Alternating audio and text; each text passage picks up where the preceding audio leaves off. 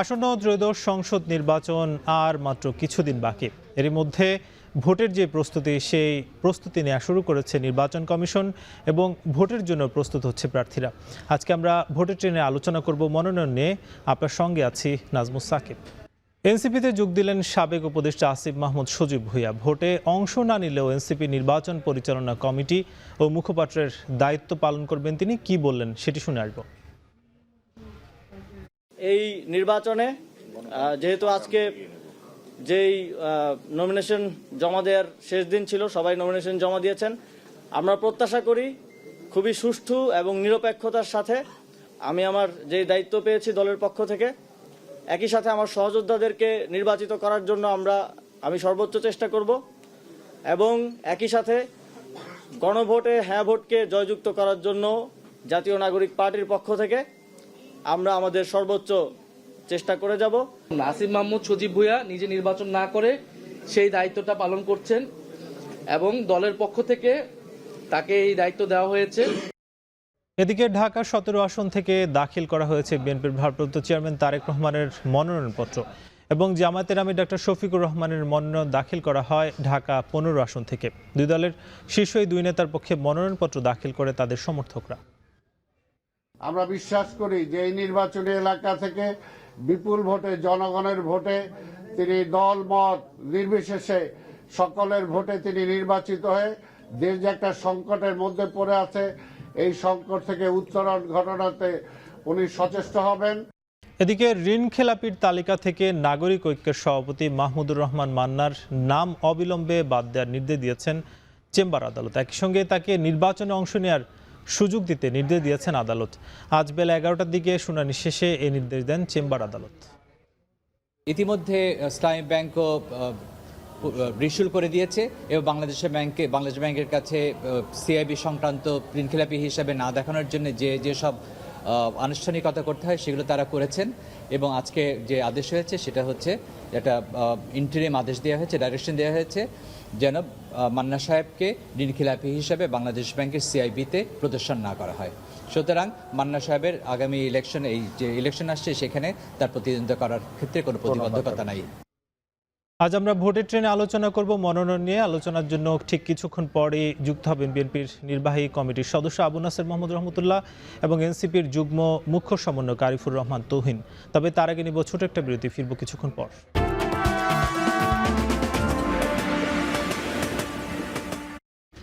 বিরতির পর স্বাগত, দেখছেন ভোটের ট্রেন। দর্শক, আজকের আলোচনার শিরোনাম আমরা দিয়েছি মনোনয়ন। আলোচনার জন্য স্টুডিওতে যুক্ত হয়েছেন এনসিপির যুগ্ম মুখ্য সমন্বয়ক আরিফুর রহমান তৌহিন। তৌহিন, আপনাকে স্বাগত জানাচ্ছি ভোটের ট্রেনে। আমরা একটু শুরুতে জানতে চাই, যেহেতু আসিফ মাহমুদ সজীব ভুঁইয়া ঠিক সন্ধ্যার পরপরই আসলে ঘোষণা এলো তিনি আবার এনসিপিতে যুক্ত হয়েছেন এবং আপনাদের নির্বাচন যে পরিচালনা কমিটি সেখানে আছেন। আমরা তো তাকে দেখেছি যে তিনি আসলে বারবারই বলছিলেন নির্বাচন করবেন এবং নির্বাচনের আগে তিনি পদত্যাগ করবেন এবং ঢাকা 10 আসনে তার প্রচারণা আমরা কিছুটা দেখেছি। তিনি আসলে নির্বাচন থেকে সরে গেলেন কেন? এটা কি আসলে তাকে কোনো আসন দেয়া হয়নি কিংবা সমঝোতা হয়নি, এই ধরনের কোনো কিছু? ধন্যবাদ। অভ্যুত্থানের প্রথম সারির যে নেতা আসিফ মাহমুদ সজীব ভুঁইয়া, উনি আমাদের দলে অফিসিয়ালি যুক্ত হয়েছেন। এটা সত্যিকার অর্থেই আমাদের দলের জন্য একটা বড় শক্তির জায়গা এবং ওনাকে আমরা স্বাগত জানিয়েছি আজকে। আশা করি এর মাধ্যমে এনসিপিও আরও শক্তিশালী হবে এবং এনসিপি জামাতের যে নেতৃত্বাধীন জোট আছে সেটা অনেক শক্তিশালী হবে। এখন দেখেন, অভ্যুত্থানের যে আমাদের যে নির্বাচনী জোটটা হচ্ছে, এটা হচ্ছে সংস্কার এবং প্রশ্নে আর কি, মূলত সংস্কার এবং গণভোটের প্রশ্নে। সেই জায়গা থেকে অভ্যুত্থানের প্রথম সারির যে 4 জন নেতা নাহিদ, আসিফ, হাসনাত, সার্জিস, 3 জনই নির্বাচনে করতেছেন। তাহলে একটা তো সারা বাংলাদেশে একটা ক্যাম্পেইনও করতে হবে। সেই জায়গা থেকে সজীব ভুঁইয়া নিজেকে নির্বাচনের জায়গা থেকে প্রত্যাহার করে নিয়ে উনি ক্যাম্পেইনে, অর্থাৎ নির্বাচন যে পরিচালনার যে কমিটিটা থাকবে, যারা সারা বাংলাদেশে সেই গণভোটকে জয়যুক্ত করার জন্য সকল ভোট এক বাক্সে আনার সেই ক্যাম্পেইন পরিচালনা করবেন। এটা করতে গেলে তো উনি ওনার আসনে সময় দিতে পারবেন না এবং উনি এটার জন্য জোট, দল এবং দেশের জন্য ওনার নির্বাচন। কিন্তু এর আগেও তো আমরা দেখেছি তিনি বারবার বলছিলেন যে নির্বাচন করবেন না। এটা তখন তো আমাদের সিদ্ধান্ত ওইভাবে ছিল না যে আমরা কি প্রক্রিয়া, মানে যে আসিফ মাহমুদ সজীব ভুঁইয়াই যে নির্বাচনের দায়িত্বটা নেবেন অর্থাৎ নির্বাচন পরিচালনার যে দায়িত্বটা নেবেন এটা তো তখন সিদ্ধান্ত ছিল না। তখন ধারণা ছিল যে নাসিরউদ্দিন পাটোয়ারি, এটা আপনারা জানেন যে নাসিরউদ্দিন পাটোয়ারি এইখানে এই কমিটির প্রধান ছিলেন। তো নাসিরউদ্দিন পাটোয়ারি তিনি ঢাকা ৮ আসন থেকে নির্বাচন করতেছে। যেহেতু উনি নির্বাচন করতেছেন অর্থাৎ এই জায়গাতে একজনকে লাগবে। অর্থাৎ আসিফ যে কারণে সরকার থেকে পদত্যাগ করছিলেন নিজে নির্বাচন করার জন্য, এই সংস্কার এবং গণভোটকে জিতিয়ে আনার জন্যই উনি নিজেকে নির্বাচন থেকে সরিয়ে নিয়েছেন। এটা ওনার জন্য একটা বড় স্যাক্রিফাইস। এর বাইরে আমরা দেখেছি যে মাহফুজ আলম তিনিও আসলে পদত্যাগ করলেন এবং যতটুকু আসলে বলা হচ্ছিল যে তিনি আসলে এনসিপিতে হয়তো যুক্ত হতে পারেন, কিন্তু গতকালকে তিনি আসলে স্ট্যাটাস দিয়ে জানিয়েছেন যে জোটভুক্ত হওয়ার পরে তিনি এই এনসিপিতে আসলে যুক্ত হতে চান না। এই বিষয়ে আপনার কাছে আমরা আসবো, দেখছেন ভোটের ট্রেন্ড। যে বিষয়ে আমরা বলছিলাম যে মাহফুজ আলম আসলে তিনি কি কেন আসলে এনসিপিতে যুক্ত হলেন না, কিংবা এই যে জোটভুক্ত হওয়ার ব্যাপারটা তিনি আসলে কেন এটাকে ডিফেন্ড করছেন? মাহফুজ আলম উনি আমাদের সবসময় পরামর্শকের জায়গায় ছিলেন। উনি এটা ওনার ফেসবুকে স্ট্যাটাসেও লিখছেন এবং উনি তো সবসময় মূলত চিন্তা ভাবনা নিয়েই থাকেন, জ্ঞান নিয়েই থাকেন। আমাদের কেন উনি এই অবস্থান নিচ্ছেন সেটার ভালো ব্যাখ্যা উনি দিতে পারবেন। তবে উনি আমাদের সাথে যে পরামর্শক হিসেবে থাকবেন না যে তাও ঘোষণা দেন না। আমার কাছে মনে হয়েছে যে উনি হয়তো আরও একটু ডিপলি গবেষণা করতে চান, বাংলাদেশের রাজনীতিটাকে আরও কীভাবে হওয়া উচিত সেই বিষয়গুলো দেখতে চান। এই জন্য হয়তো উনি এই মুহূর্তে সিদ্ধান্ত দিয়ে নিচ্ছেন যে উনি থাকবেন না। তবে ওনার ভাই মাহবুব আলম, উনি আমাদের যুগ্ম আহ্বায়ক এবং উনি কিন্তু নির্বাচনেও পার্টিসিপেট করতেছেন। আমার কাছে এটা মনে হয়েছে যে উনি আরও বেটার, যে এনসিপিকে বুদ্ধিভিত্তিক যে জায়গা সেই জায়গায় উনি সাপোর্টটা দিতেই মনে হয় পছন্দ করতেছেন। এবং আসলে জুলাই অভ্যুত্থানের যে প্রথম সারির যে ফেজগুলো ছিল তার সবাই তো মোরাললেস পলিটিক্সে আসছেন। এই জায়গা থেকে তো নিউট্রাল লোকও দরকার আছে যারা আসলে কথা বলবে। শরীফ ওসমান বিন হাদি ছিলেন, শহীদ হয়েছেন উনি। এর পরবর্তীতে আসলে এই জায়গাটা এখন শূন্যতাও কাজ করতেছে, যে প্রথম ইনকিলাব মঞ্চ এখনো ফাংশন করতেছে জাবেরের নেতৃত্বে, কিন্তু অভ্যুত্থানের ফেজ হিসেবে তো মাহফুজ আলম তিনি one of the master minds. সেই জায়গাতে আমার কাছে মনে হচ্ছে যে উনি হয়তো এই জায়গাটা, কিন্তু আমরা মাঝখানে তো দেখলাম যে আসলে জামাতের সঙ্গে তার একটা যে দূরত্ব সেটা বারবার স্পষ্ট হচ্ছিল, এবং আপনারা জোটভুক্ত হওয়ার পরে সেটা কি আসলে কোনোভাবে জামায়াতই চায়নি তিনি আসলে এনসিপিতে আসেন, কিংবা যেহেতু আপনারা জোটের মধ্যে? আমার কাছে উনি তো স্পষ্টই বলছেন উনি চাননি। হ্যাঁ, এটা উনি চাননি যে ওখানে যাওয়া না যাওয়ার ব্যাপারগুলো। আর উনি তো আমাদের দলে যুক্তই হননি অফিসিয়ালি, সুতরাং জামাতের চাওয়া না চাওয়ার তো এখানে প্রশ্ন আসে না। আপনি জামাতের চাওয়া না চাওয়ার প্রশ্নটা কখন আসতো? যখন উনি এনসিপির সাথে থাকতেন, উনি মনোনয়ন ফর্ম সংগ্রহ করতেন। মাহফুজ আলম তো মনোনয়ন ফর্মই সংগ্রহ করেন না এবং উনি কখনোই বলেন নাই যে উনি নির্বাচন করবেন। বলছেন কিনা আমি জানি না, আপনারা যে উনি নির্বাচন করবেন কোথাও বলছেন কিনা। আমরা বিভিন্ন জায়গায় হয়তো গসিপিং দেখছি মাহফুজ নির্বাচন করবেন অমুক জায়গা থেকে অতমুক জায়গা থেকে, এরকমের আলোচনা। ওনার আসনও 4-5 জায়গায় দেখছি, শুনবে কতক্ষণ শুনছি 18 থেকে নির্বাচন করবেন, কখনো 8 থেকে 10 থেকে, এরকমের শুনছি। কিন্তু মাহফুজ কিন্তু কখনোই বলেন নাই যে উনি নির্বাচন করবেন। উনি নির্বাচনমুখী না, উনি বেসিক্যালি অর্গানাইজার একজন, যেখান থেকে উনি মানে জ্ঞানভিত্তিক জায়গা। সো আমার কাছে এটাই মনে হয়েছে। আরিফুর রহমান তুহিন, আপনার কাছে আমাদের আরও কিছু প্রশ্ন আছে, তবে এই মুহূর্তে মনোনয়নপত্র নিয়ে আসলে কথা হচ্ছে, সেখানে আমরা সরাসরি যুক্ত হতে চাই। স্যার, আমাদের কিছু কোশ্চেন ছিল যে যাদেরকে আমরা শুধু আজকে নমিনেশন রিলেটেড ইস্যুই বলেন, সেটা হচ্ছে এনসিপি থেকে যিনি পদত্যাগ করে পরে ইলেকশন করলেন তাসনিম যারা, উনি কি নমিনেশন পেপার সাবমিট করতে পেরেছেন কিনা ঢাকা 9 থেকে? হ্যাঁ, উনি দাখিল করেছেন। উনি খিলকা অফিসে দাখিল করেছেন? উনি এয়ার অফিসে দাখিল করেছেন। আচ্ছা, এখানে বললাম তো ভাই। হ্যাঁ, না, এটা আমরা এখনো সর্ট করিনি, আমরা করতেছি না প্রার্থীর নাম হিসেবে। তবে যারা পরিচিত মুখ আপনারাও দেখেছেন, যেমন মির্জা আব্বাস সাহেবের পক্ষে এসছেন, জনাব তারেক রহমানের এটা আসছেন, ব্যারিস্টার আরমান দিয়েছেন, তারপরে আমাদের নাসিরউদ্দিন পাটোয়ারি সাহেব দিয়েছেন, সাইফুল হক সাহেব দিয়েছেন। এরকম যারা পরিচিত মুখ তারা অনেকেই আসছিলেন। তো অন্যান্য সবার ইয়েটা আমরা সর্ট করছি, হয়তো আমাদের রাতে 11টা-12টা হয়তো বেড়ে যাবে, পুরাটা আমাদের সর্ট করে ইয়ে করতে। আপাতত কে মনোনয়নপত্র সাবমিট করেছে এটা কি আমরা কোনো মতে পেতে পারি? কোনটা কোন আসনে কে মনোনয়নপত্র? এটা সময় লাগবে, এটা হয়তো রাত 12টার আগে হয়তো আমরা দিতে পারবো, আমরা কাজ করছি। কেউ অভিযোগ করেছেন যে ওনারা মনোনয়ন জমা দিতে পারেননি। যদি না দিতে 5টার ভিতরে আসলে না পারার কোনো কারণ নাই। তারপরে যদি কারো গ্রিভেন্স থাকে সেটা নির্বাচন কমিশনের নজরে আনতে পারে। সমঅধিকার পার্টির প্রেসিডেন্ট এখানে অভিযোগ করেছেন যে আপনাদের কাছ থেকে তিনি বিভিন্ন কি বলে তাকে আর কি ধাক্কা দেওয়া হয়েছিল, এই ধরনের অভিযোগ। আপনারা তো সারাদিন ছিলেন, আপনাদের মূল্যায়ন কি? ভিতরে তো এটার সুযোগ নেই, আমরা এটার সুযোগ নেই। উনি যদি করে থাকেন এই অভিযোগ, আমি মনে করি যে এটা অমূলক। আচ্ছা স্যার, একটা প্রশ্ন হচ্ছে যে কারো কোনো জটিলতা ছিল কিনা, কেন অনেকগুলো কাগজই সাবমিট করতে হয়? না, এটা তো আমরা এরকম এখন বড় ধরনের কোনো দেখেছেন আমরা কিনা আমরা প্রাথমিকভাবে এটা করছি, যাচাই বাছাই তো এখনো হয়নি। আমরা প্রাথমিকভাবে একটা স্ক্রিনিং করে নেওয়ার চেষ্টা করেছি যে যদি কোনো মেজর কোনো ত্রুটি বিচ্যুতি থাকে আমাদের ইনিশিয়াল স্ক্রিনিংয়ে, তখন আমরা বলে দিয়েছি এটা ত্রুটি আছে, আপনি ঠিক করে দেন। কিন্তু ফাইনাল যে স্ক্রুটিনি এটা আমরা করিনি, কাজে খুঁটিনাটি একেবারে বলতে পারবো না যে কারো কোনো ত্রুটি বিচ্যুতি আছে কিনা। RICL TMX, যুগের পর যুগ স্থাপনা থাকে মজবুত। VRM প্রযুক্তির RICL TMX রড।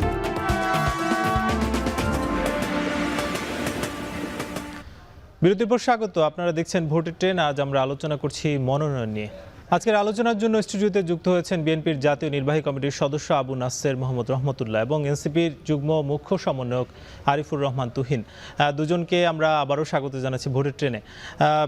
আমরা একটু রহমত ভাইয়ের কাছে যেতে চাই যে আমরা তো সাম্প্রতিককালে দেখলাম যে এনসিপি আসলে একটি জোটভুক্ত হলো এবং জোটভুক্তের পরে আমরা দেখছি যে আজকে আরও একটি, অর্থাৎ এবি পার্টিও বলা হচ্ছে যে 11তম দল, এবং ডক্টর আব্দুল্লাহ মোহাম্মদ তাহের জামাতের যিনি নেতা তিনি বললেন যে বিএনপি একা হয়ে গেছে। কি বলবেন? ধন্যবাদ। নির্বাচনের আগে আসলে বিভিন্ন ধরনের রূপ আমাদের দেশে নতুন নয়, আর নির্বাচনকে কেন্দ্র করে এ ধরনের জোট অতীতেও অনেকবার হয়েছে, এবারও হচ্ছে। আর বিএনপি একা হয়ে গেছে বলতে, বিএনপিকে একা কিন্তু সবসময় করার চেষ্টা করা হয়েছিল এবং টার্গেটটা কিন্তু বিএনপি। এই দেশে কিন্তু 72 দলীয় বিরোধী দল হয়েছিল, কিন্তু মোট আসন সংখ্যা ছিল 20-এর মধ্যে। তো আর একা হয়ে যাওয়ার ক্ষেত্রে বিএনপির যারা সঙ্গী ছিলেন তারা অনেকেই বিএনপিতে যোগদান করে ধানের শীষে নির্বাচন করবেন, যেহেতু নির্বাচন কমিশনের একটা আইনি বাধ্যবাধকতা রয়েছে এবং যারা তাদের নামগুলো কিন্তু সবাই জানে, তারা সবাই জাতীয়ভাবে পরিচিত এবং তাদের ইচ্ছা অনুযায়ী কিন্তু বিএনপিতে যোগদান করা হয়েছে। আর বিএনপির রাজনীতির সঙ্গে আপনি 2001 সালে যদি আপনার মনে থেকে থাকে, 2001 সালে কিন্তু হোসেন মোহাম্মদ এরশাদকে বিএনপির জোট থেকে সরিয়ে নেওয়া হয়েছিল, ইসলামী ঐক্যজোটকে ভেঙে দেওয়া হয়েছিল, বিএনপিকে তখনও বলা হয়েছিল একা, এবং পরে কিন্তু জাতীয় পার্টি সহ নির্বাচন করেছিল, জাতীয় পার্টি আলাদা নির্বাচন করেছিল আওয়ামী লীগের ইন্ধনে, সেখানে কিন্তু বিএনপি একাই ছিল এবং সেখানে বিএনপি কিন্তু মেজরিটি অংশ নির্বাচিত হয়েছিল। সো বিএনপির সাথে যারা মিত্র ছিল তারা কিন্তু কেউ ওদিকে যায়নি। আর এখন যারা বলছেন একা, তারা কিন্তু গত অন্তত 10 বছরে আওয়ামী লীগের বিরুদ্ধে তাদের কোনো কর্মসূচি দেখা যায়নি।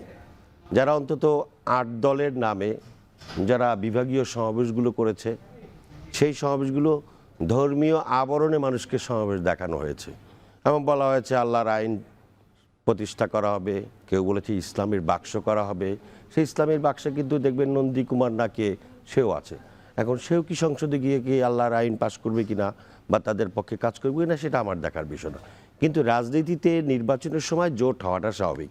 কিন্তু আমি পরিষ্কার করে বলি, এই দলগুলোর মধ্যে ম্যাক্সিমাম দল, বিশেষ করে যেই নামকরা ইসলামী দলগুলো আছে, তারা গত 10 বছরে হাসিনা বিরোধী কোনো আন্দোলনে তারা শরিক হয়নি।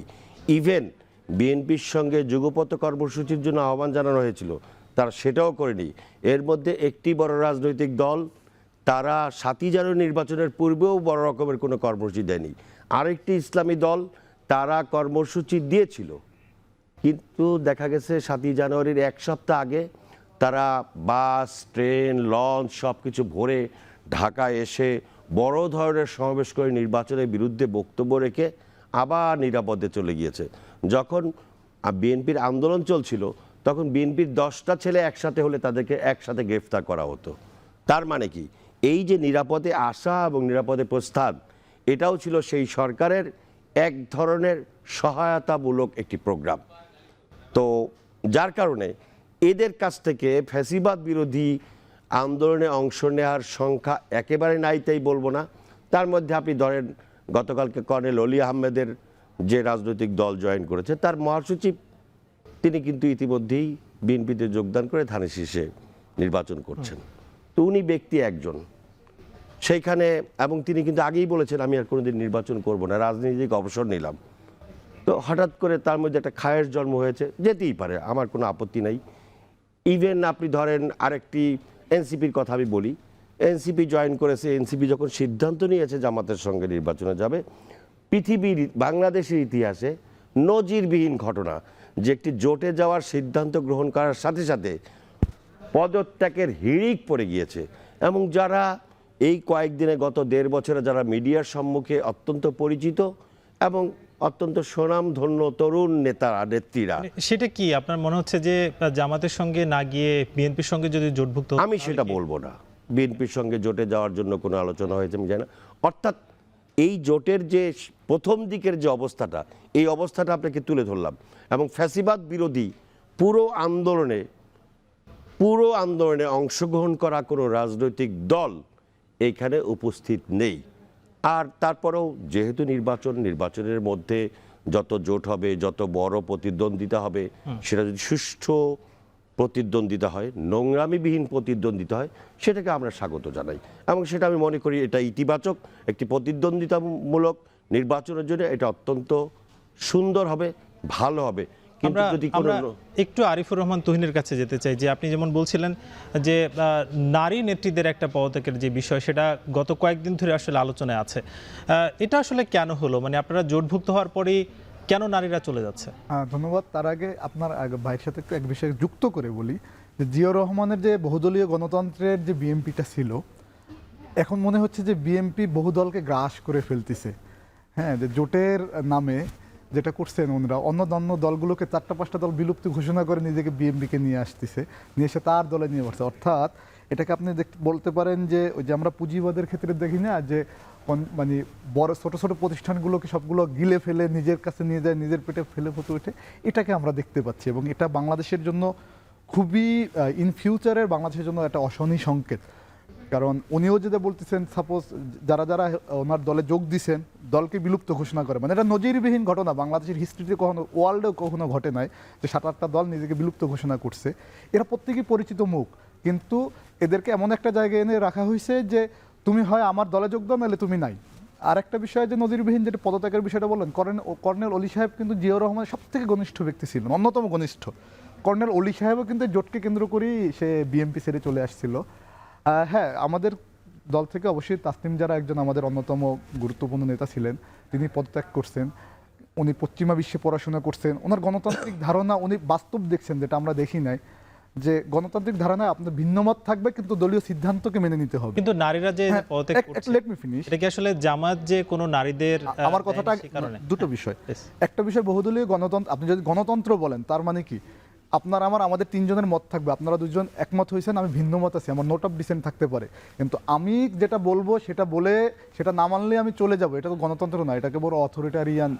বা আমি এটা বলতে চাই না তাসনিম যারা পশ্চিমা বিশ্বে বড় হয়েছে, তবে এটা অবশ্যই আমাদের দলের জন্য এটা একটা ধাক্কা, এবং ইনশাল্লাহ আমরা এটা কাটিয়ে উঠবো। অতীতেও এরকমের চেষ্টা করা হয়েছে, এবং এটার সাথে অন্য কারো আছে কিনা। আর আমাদের দেখেছি আমরা, হ্যাঁ, আমাদের এর থেকে যারা যেমনি দেখবেন তাসনিম যারা বাদে, তাজনিম যারা বাদে বাকি মেয়েরা তো আছে, ইলেকশনেও পার্টিসিপেট করতেছে। আমাদের এখন পর্যন্ত 7জন প্রার্থী হলো নারী প্রার্থী। তারা কি আপনি ডাক্তার মাহমুদা মিতু থেকে শুরু করে যারা আছেন, তারাও তো হলো খুবই পরিচিত মুখ পার্টিতে বা দেশের জন্য। সো 1-2জন চলে গেছেন, তাদের উচিত ছিল, তাদেরকে আমরা মিস করব, আমরা মনে করব তারা আবার ফিরে আসবে, কিন্তু তারা যেটা করছেন দলের সিদ্ধান্তকে, দলের তাদের নেতাকর্মী যারা ছিলেন, তার সহযোদ্ধা ছিলেন, তাদের সিদ্ধান্তের প্রতি সম্মান না জানিয়ে দলকে তারা খাদের কিনারায় ফেলে দিতে চেয়েছে। কেন? তাদের সাথে একটা বিএনপির সাথে একটা তারা চাইছিলেন যে তাদের কেউ, সবাই না, আমি আবারও বলতেছি, তাসনিম যারা মনে করছিলেন বিএনপির সাথে যাওয়া উচিত, এখন বিএনপির সাথে যাই নিয়ে দেখে চলে গেছে। এর সাথে বিএনপির এটাও সেই সর্বগ্রাসী অংশ কিনা যে সবাইকে গ্রাস করার, আমরা এটা মনে করতে চাই না, এবং আশা করি তাসনিম যারা তারা ভুল বুঝতে পারবে।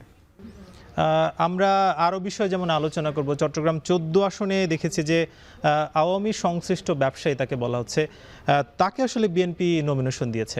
সে বিষয়ে আমরা কেন আসলে বিএনপি সেদিকে গেল সেই বিষয়ে আলোচনা করব, তবে তার আগে নিব ছোট একটা বিরতি, ফিরবো কিছুক্ষণ পর।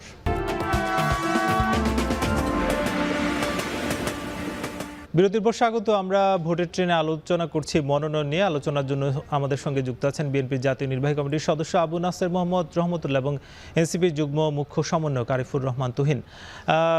রহমত ভাই, আপনার কাছে আমরা শুরুতে একটু যেতে চাই। যেমন আমরা বলছিলাম যে বেশ এটা কিন্তু আলোচনার জন্ম দিয়েছে যে চট্টগ্রাম 14 আসনে তার নাম হচ্ছে জসিম উদ্দিন, তিনি আওয়ামী সংশ্লিষ্ট ব্যবসায়ী বলা হচ্ছে, তাকে আসলে বিএনপি নমিনেশন দিয়েছে। এর মানে কি আওয়ামী লীগকে পুনর্বাসনের যে ব্যাপারটা সেটা কি বিএনপি করছে? মানে আমি আসলে এটার বুঝি নেই সংশ্লিষ্ট কি জিনিস, না আওয়ামী লীগের কোনো নেতা কিনা বা আওয়ামী লীগের পদধারী কেউ কিনা। বাংলাদেশে যারা ব্যবসা করবে তাদের প্রত্যেকেই কি বিএনপি করবে, জামাত করবে বা আওয়ামী লীগ করবে এরকম তো কোনো বিধান নেই। যদি তার বিরুদ্ধে স্পেসিফিক ফৌজদারি কোনো মামলা থেকে থাকে, ফ্যাসিবাদের যে অপকর্ম সেই অপকর্মের সহযোগিতার কোনো স্পেসিফিক কোনো অভিযোগ থাকে, তাহলে তাকে আপনি বয়কট করবেন। আওয়ামী লীগ হয়ে কি বাংলাদেশে কোনো নাগরিক থাকতে পারবে না কেউ আওয়ামী লীগ করে থাকলে? কিন্তু অর্থায়নের যে ব্যাপারগুলো সেগুলো আসলে তার সঙ্গে সংশ্লিষ্ট। অর্থায়নের অভিযোগটাও তো প্রমাণ করার বিষয় আছে। আচ্ছা, যদি অর্থায়ন অভিযোগ করে থাকে, আমাদের ফ্যাসিবাদ বিরোধী আন্দোলনে যে গুলিবর্ষণ হয়েছে, ফ্যাসিবাদ বিরোধী আন্দোলনে আওয়ামী সন্ত্রাসীরা, কারো বিরুদ্ধে যদি আসলে অভিযোগগুলো থাকে তাকে কি আপনারা দলে আসলে নিচ্ছেন? প্রশ্নই ওঠে না। বরং এই জাতীয় অভিযোগ থাকার পরও দলের পদধারী অনেকেই, আপনি যে জোটের কথা বললেন সেই জোটের বিভিন্ন দলে এই ধরনের অনেকেই আছে। আপনি বলতে চাইলে আমি বলে দিতে পারবো। তো ইভেন গত পার্লামেন্টের নির্বাচনে অংশগ্রহণ করেছে, ধরো গত পার্লামেন্টের মেম্বার ছিল, এনারাও এই 8 দলের বা 11 দলের যে কোনো দলে এসে তারপর তারা নির্বাচন করছে সরাসরি। সো এবং গত নির্বাচনে অংশগ্রহণ করেছে, এরকম অনেকে যোগদান করেছে যারা ফ্যাসিবাদ বিরোধী কথা বলতে বলতে মুখ দিয়ে একেবারে ফানা বের করে ফেলে। অতএব আমি মনে করি যে আওয়ামী লীগ সংশ্লিষ্ট, এটা কেউ হয়তো সস্তাভাবে মাঠে একটু গুঞ্জন তৈরি করে মজা পাওয়া যায় এই কারণে হয়তো করছে, বাট তারাও কিন্তু সংশ্লিষ্ট বলা ছাড়া অন্য কোনো বিষয় কিন্তু তার বিষয় নিয়ে আসতে পারে না। তো এটা বিএনপি অবশ্যই পর্যবেক্ষণ করে পরীক্ষা নিরীক্ষা করেই এই ব্যাপারে সিদ্ধান্ত নেবে। আরিফুর রহমান তুহিন, আপনার মাধ্যমে একটু জানতে চাই যে যেহেতু আপনাদের জোটটি হয়েছে, এর মাধ্যমে আসলে এনসিপি আমরা দেখছিলাম যে এবি পার্টির মাধ্যমে একটি জোট করেছিল এবং নতুন করে আসলে জামাতের সঙ্গে যেহেতু যুক্ত হলো, এর মাধ্যমে কতটা বেনিফিটেড হলো এনসিপি? দেখেন, আমাদের এনসিপি যে গঠন, এর উদ্দেশ্য ছিল, অন্যতম উদ্দেশ্য ছিল দেশকে রিফর্ম করা এবং সংবিধানের যে বেসিক স্ট্রাকচার আছে সেটাকে এমন একটা জায়গায় নিয়ে আসা যাতে ক্ষমতার ভারসাম্য থাকে এবং এ কারণে যাতে আর একটা শেখ মুজিব কিংবা আর একটা হাসিনা তৈরি না হয়। সো সেই জায়গা থেকেই কিন্তু আমাদের রাজনীতির যাত্রা এবং ঐক্যমত্য কমিশনেও এনসিপির নেতৃত্বে যে একটা বলা হয়েছিল যারা এই সংস্কার প্রক্রিয়াকে এগিয়ে নিয়েছে এবং তার প্রধান বিরোধিতাই ছিল সবসময়, দেখবেন আপনি আমাদের জুলাই আন্দোলনের অন্যতম ভাতৃপ্রতিম দল জাতীয়তাবাদী দল বিএনপি। তো আমরা যখন দেখলাম যে বিএনপি ঐক্যমত্য কমিশনের সুপারিশের পরে বিএনপি না ভোটের ক্যাম্পেইন করতেছে, তারা বলতেছে যে তাদের যে 31 দফা এর বাইরে মানে সংবিধানের বেসিক স্ট্রাকচার তারা চেঞ্জ করবে না, তারা ফেসিবাদী ব্যবস্থায় ফিরে যাইতে চায়। তখন আমরা মনে করছি যে এই ভোটগুলো যদি আলাদা আলাদা বাক্সে চলে যায় তাহলে কি হবে আমাদের, এবং আমরা দেখতে পাচ্ছি যে বিএনপির অন্যতম এখন একটা শক্তি হয়ে দাঁড়িয়েছে সেই পতিত স্বৈরাচার আওয়ামী লীগের বিভিন্ন পর্যায়ের নেতাকর্মীরা। ইভেন জুলাই মামলার পরে যে জেল খাটা, মানে জুলাইয়ের গণহত্যায় মামলা জেল খাটা আমিও জুলাইয়ের পরে সেও বিএনপির মনোনয়ন পেয়েছে, আপনারা দেখবেন বাগেরহাটে একজন হিন্দু। সো তখন আমরা দেখতেছি যে বিএনপি এবং আওয়ামী লীগ মিলে আসলে এই যে মানে সংস্কার প্রক্রিয়াকে ঠেকিয়ে দিতে চাচ্ছে। আমরা তখন চিন্তা করছি যে নীতিগত জায়গা থেকে যারা আমরা ঐক্যমত্য কমিশনে যারা এক ছিলাম তাদের ভোটগুলো একটা বাক্সে পড়ুক এবং এই বাক্সে পড়ে হাবট জয়যুক্ত করে যে মৌলিক সংস্কারটা আসুক, আসলে যাতে আর একটা শেখ হাসিনা তৈরি না হয়, যাতে খালেদা জিয়াকে আরও 6 বছর জেলে না থাকতে হয়, তারেক রহমানকে 17 বছর দেশের বাইরে থাকতে না হয়, যে মা এই যে তারেক রহমান দেশে আসলো তার মাকে সে জড়িয়ে ধরতে পারতেছে না, এর থেকে হাহাকার তো নাই। সো সেগুলো যাতে না হয়, কোনো শরীফ ওসমান হাদি যাতে খুন না হতে হয়, আবু সাইদ মুগ্ধর মতো অসংখ্য শহীদ গুম খুন না হতে হয়, এই জন্য আমরা ওই সংস্কারটা চাচ্ছিলাম। বিএনপি এটার বিরোধিতা করার কারণেই আমরা জাতির স্বার্থে দেশের স্বার্থে আমরা এই জোটটা করছি এবং এখানে কিন্তু যার যার নীতিগত জায়গা আলাদা।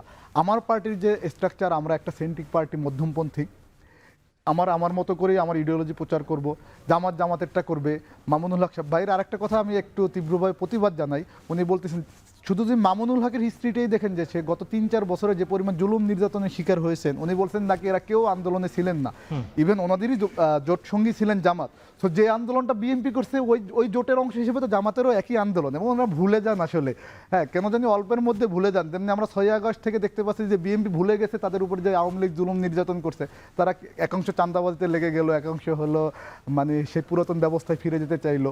তো সবকিছু মিলে আমরা বিশ্বাস করি নতুন যে জোট, এই জোট আমাদের জোটের মূল মন্ত্র মানে এটাকেই থাকবে যে একটা দুর্নীতিমুক্ত নতুন বাংলাদেশ বিনির্মাণ। যেহেতু বিএনপিকে আমরা অফার করছিলাম যে তোমরা আসো সংস্কারকে বাস্তবায়ন করি, তারা যেহেতু আসে না এবং এটাই জামাত সহ তার সমমনা রাজনৈতিক দলগুলো রাজি হয়েছে যে হ্যাঁ ঐক্যমত্য কমিশনের সুপারিশকে আমরা বাস্তবায়ন করে নতুন বাংলাদেশ দিব।